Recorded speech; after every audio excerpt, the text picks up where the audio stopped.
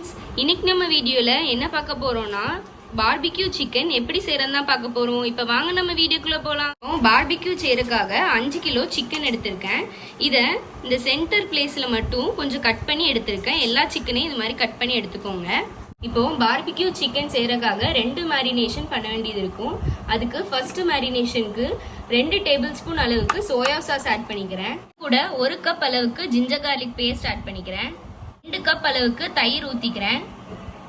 கூட 1 table spoon அளவுக்கு vinegar add பண்ணிக்கிறேன். சொன்ன இன்க்ரீடியன்ஸ்லாம் 5 kgக்கு சொல்கிறேன். இது நீங்கள் சின்ன அமௌண்ட் செய்கிறதா இருந்தால் நான் சொல்கிற அளவுக்கு பாதிக்கு பாதி எடுத்துக்கோங்க. ஃபர்ஸ்ட் மேரினேஷனுக்கு இது மாதிரி நல்லா மிக்ஸ் பண்ணி 1 மணி நேரம் நல்லா ஊற வச்சிடலாம். அதுக்கப்புறம் இது கூட செகண்ட் மேரினேஷனுக்கு நம்ம மசாலா ஆட் பண்ணலாம்.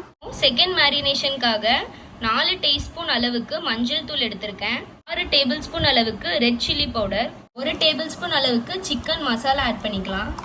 2 டேபிள் ஸ்பூன் அளவுக்கு கொத்தமல்லி தூள், 1 டேபிள் ஸ்பூன் அளவுக்கு ஜீரகத்தூள், 4 டேபிள் ஸ்பூன் அளவுக்கு கரம் மசாலா, 1 டேபிள் ஸ்பூன் அளவுக்கு காஷ்மீரி சில்லி பவுடர் போட்டிருக்கேன். இது அவ்வளவா எரிப்பு இருக்காது, அதனால நம்ம இதை ஆட் பண்ணியிருக்கோம். 1/4 கப் தயிர் இது கூட ஆட் பண்ணிடலாம்.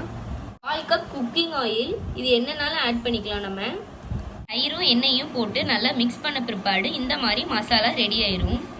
1 மணி நேரம் நல்லா ஊற வச்ச சிக்கன் கூட இப்போ நம்ம ப்ரிப்பேர் பண்ணி வச்சிருக்க மசாலாவை போடலாம். போட்டுட்டு இதை நல்லா மிக்ஸ் பண்ணி எடுத்துடலாம். மசாலாவெல்லாம் நல்லா மிக்ஸ் பண்ண பிற்பாடு இது கூட கொஞ்சம் போல் கஸ்தூரி மேத்தியும் இப்போ லாஸ்ட்டாக உப்பு செக் பண்ணிவிட்டு நம்ம உப்பு ஆட் பண்ணி இதை நல்லா மிக்ஸ் பண்ணி ஒரு 2 மணி நேரமாவது நம்ம இந்த சிக்கனை ஊற வைக்கணும். அப்போ தான் மசாலா நல்லா உள்ளே இறங்கும். எவ்வளோத்துக்கு எவ்வளோ நம்ம இதை ஊற வைக்கமோ அவ்வளோ சூப்பராக வரும் சிக்கன். பார்பிக்யூ சிக்கன் செய்கிறக்காக இது மாதிரி ரேக்லாம் இப்போ விற்கிறாங்க. இந்த இதை வாங்கி நம்ம சார்கோல் உள்ளே நல்லா ஹீட் பண்ணிவிட்டு அதுக்கு மேலே இந்த ரேக் போட்டு சிக்கனை அதுக்கு மேலே வச்சிடணும். சிக்கனுக்கு மேலே ஒரு ப்ரெஷ்ஷை வச்சு மெல்ட் பண்ண பட்டரை அப்பப்போ அப்ளை பண்ணிகிட்டே இருக்கணும். அவ்வளோதான், நம்மளோட பார்பிக்யூ சிக்கன் சூப்பராக ரெடி ஆகிட்டு. இந்த வீடியோ உங்களுக்கு பிடிச்சிருந்துச்சுன்னா லைக் பண்ணுங்கள், ஷேர் பண்ணுங்கள், மறக்காமல் நம்ம சேனலை சப்ஸ்கிரைப் பண்ணுங்கள்.